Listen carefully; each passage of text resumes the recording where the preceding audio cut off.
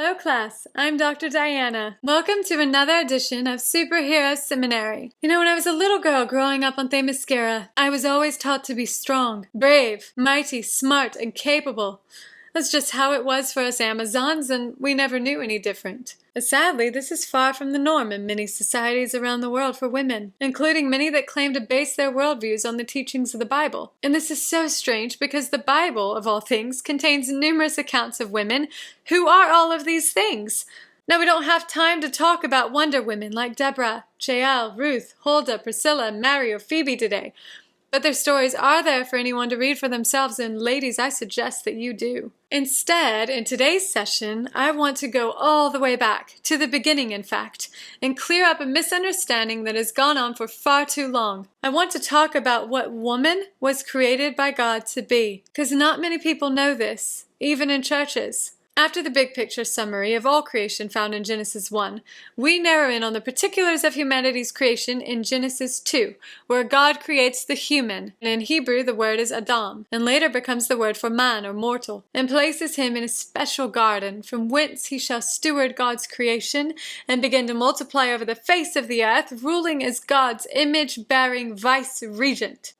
But there's just one problem. One thing about the situation that is not good. We read in Genesis 2:18. Then the Lord God said, "It is not good that man should be alone. I will make him a helper fit for him." So Adam needs help. And this is where the misunderstanding occurs among Bible readers. In reading through many English translations, one could easily assume that what it says Adam needs is a maid, a good helper, or helpmate, or helpmeet, an assistant, a second fiddle, behind-the-scenes companion who can take care of things, including his loneliness.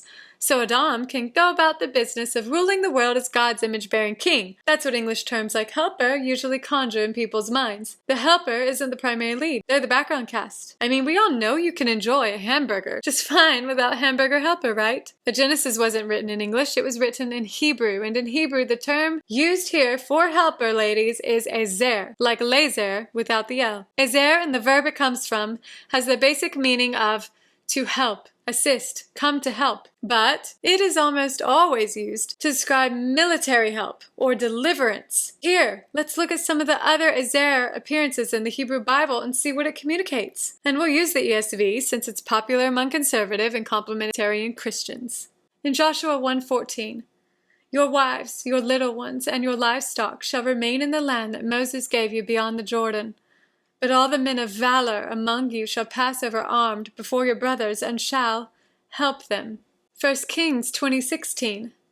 "And they went out at noon, while Ben-Hadad was drinking himself drunk in the booths, he and the 32 kings who helped him." 2 Chronicles 28:16. "At that time King Ahaz sent to the king of Assyria for help." You see, to be a helper in the ancient Hebrew world was to be an ally who comes to fight alongside someone. Look at this event in David's life that illustrates the concept clearly. 1 Chronicles 12:1.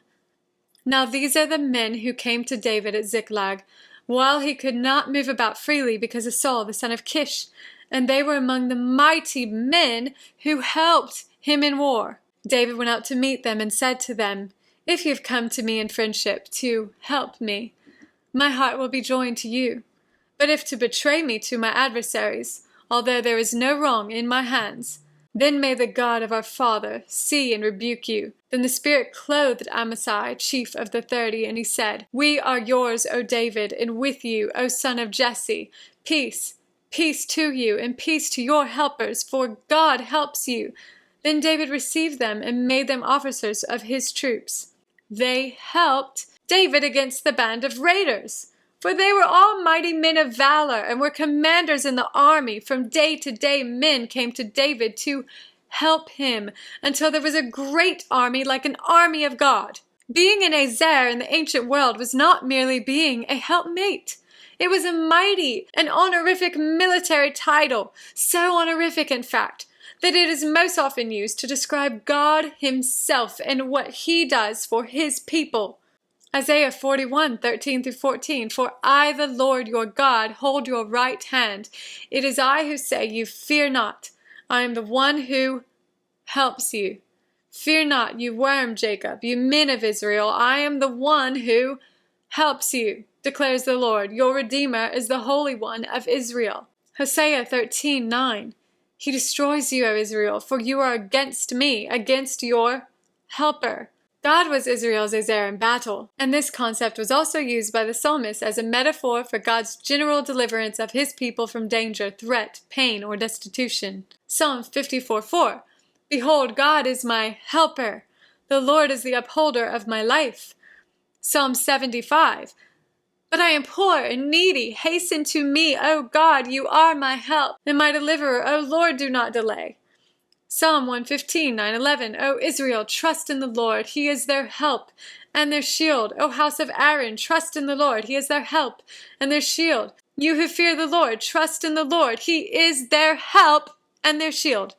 Psalm 118:7. The Lord is on my side as my helper. I shall look in triumph on those who hate me. Again, to be an Ezer is anything but secondary or of lesser worth. In her book, The Gospel of Ruth, my fellow Wonder Woman, Carolyn Custis James, points out the meaning of this glorious term beautifully. A powerful Hebrew military word that is used most often in the Bible to describe God as Israel's helper. God employs the term twice when he creates the woman. The Bible's consistent usage of Ezer within a military context has led to the conclusion that God created the woman to be a warrior alongside the man in advancing God's kingdom throughout the earth. This is every woman's calling, regardless of her age, marital status, or circumstances. Every woman is an Ezer from birth to death, and we are warriors for God's purposes alongside our brothers in Christ.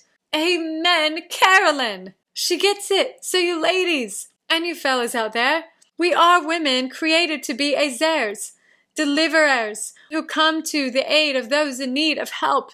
Helper does not mean only being gentle, dainty, docile, subservient, or in the background. No, we were created to be Wonder Women. You don't have to be as beautiful as Aphrodite, wise as Athena, stronger than Hercules, swifter than Mercury, to be an Ezer. It is who you are as a daughter of the Most High and bearer of His image. We are called to be Ezer warriors, alongside men in whatever battlefields of life we are thrust onto. Women are not helpmates or helpmeets to men any more than God Almighty is a helpmate or helpmeet to Israel. Yahweh is certainly not a background assistant. He was not just standing there taking orders, doing less important things so people of Israel could get on to what was really important. That's not what it means to be an Ezer. So don't sell yourself short, ladies. Don't let anyone quench the fire in your hearts for world-changing, life-saving, eternally significant glory for which you were created to participate in alongside the men. God's image is both male and female together. He needs all the soldiers we can get in the spiritual battle against the serpent's forces. So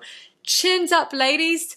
You are fearfully and wonderfully made to be Wonder Women. And fellas, don't impose your unbiblical notions of what being a helper means on women seeking to live their calling alongside you. They need to know you see them as worthy allies, and you need them as your Ezer. Okay, class, that's all for today. I'm Dr. Diana saying farewell from Superhero Seminary. And to all the Wonder Women out there, keep up the fight, because we need you. If you enjoyed this session, be sure to check out the other episodes of Superhero Seminary here on the Disciple Dojo YouTube channel. We are a nonprofit teaching ministry dedicated to helping, wink wink, equip, engage, and empower people in their understanding of the Bible and their life of following Jesus as His disciples. If you would like to support this ministry, please like and share our videos and subscribe to this channel. You can also partner with us as a monthly dojo donor, which is a huge form of help